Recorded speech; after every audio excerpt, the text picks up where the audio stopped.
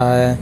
और जो गुआइफेंसिन है यह एक एक्सपेक्टोरेंट है जो कि बलगम को बाहर निकालने का काम करता है। डोज है वो 10 ml दिन में 2 से 3 बार ले सकते हैं खाना खाने के बाद, या अपने डॉक्टर के परामर्श के अनुसार।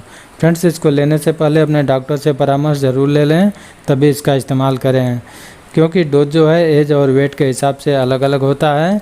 तो इसमें जो डोज बताया गया है वो एक एडल्ट व्यक्ति का डोज है।